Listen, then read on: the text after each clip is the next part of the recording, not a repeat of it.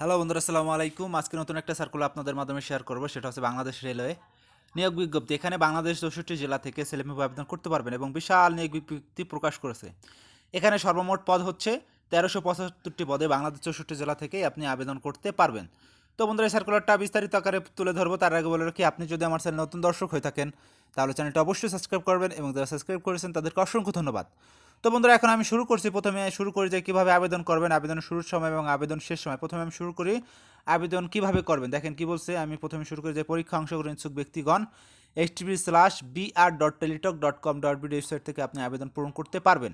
এবং আবেদন শুরুর সময় হচ্ছে অনলাইন আবেদনপত্র পরীক্ষার ফি জমাদানের শুরুর তারিখ হচ্ছে 25শে জানুয়ারি। মানে আপনি 25শে জানুয়ারি থেকে এই সার্কুলারটা, কিন্তু 2023 থেকে এই সার্কুলারটা আবেদন শুরু হয়েছে। এবং অনলাইন আবেদনপত্র জমাদানের শেষ তারিখ হচ্ছে 2 মার্চ 2023 বিকাল 5 ঘটিকা পর্যন্ত এই সার্কুলারটা আপনি আবেদন করতে পারবেন। তো বন্ধুরা, এখন আসি যে কীভাবে এই সার্কুলারটা আবেদন করবেন সেটা এখন বলি। যে পদের নাম এবং পদসংখ্যা।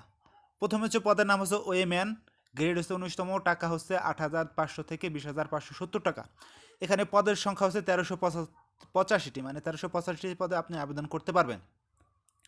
বয়স হচ্ছে 18 থেকে 30 বছর, মানে যাদের বয়স 18 থেকে 30 বছর তারা আবেদন করতে পারবেন। এবং শিক্ষাগত যোগ্যতা বলছে কোনো স্বীকৃত শিক্ষা বোর্ড হতে এসএসসি বা সমানের পরীক্ষা উত্তীর্ণ, মানে আপনার এসএসসি পাস করলে আবেদন করতে পারবেন। এবং কি জেলা, এখানে 2টা জেলা ব্যতীত বাংলাদেশ সকল জেলা থেকে আবেদন করতে পারবেন।